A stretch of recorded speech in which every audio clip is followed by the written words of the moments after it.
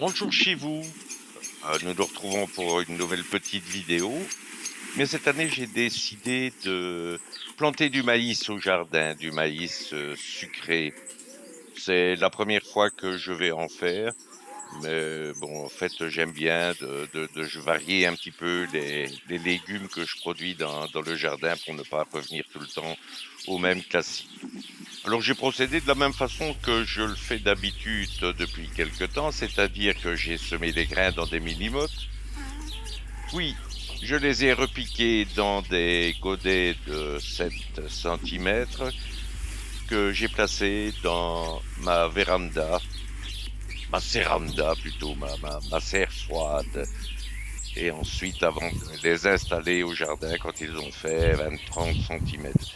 Donc pour ça, j'ai besoin de mon bon compost bien mûr, d'eau pour arroser copieusement, bien entendu, et j'ai préparé ma terre convenablement à la fourche bêche pour que tout ça soit très bien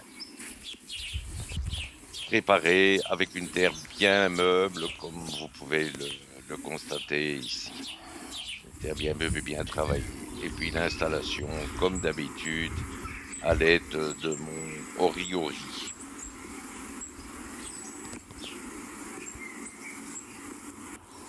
Bon, le Golden Batam, qui est la variété que j'ai décidé de mettre au jardin, c'est une variété de maïs sucré, bon, qui se distingue par sa couleur jaune doré. Il est connu pour son goût sucré et juteux, ce qui en fait un choix populaire pour une consommation fraîche ou pour la cuisson.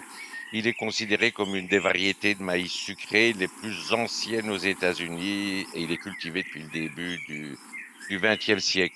Il a des épis de taille moyenne à grande avec des grains jaunes qui deviennent tendres et sucrés lorsqu'ils sont cuits.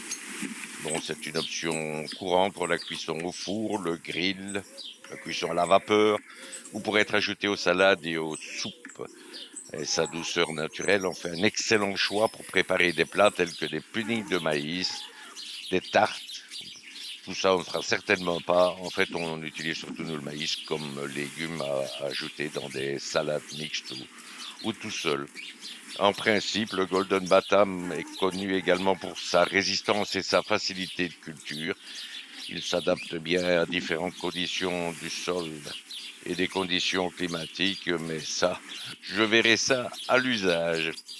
Là, il me reste à vous souhaiter à très bientôt pour une nouvelle vidéo dans mon petit jardin potager et bonjour chez vous.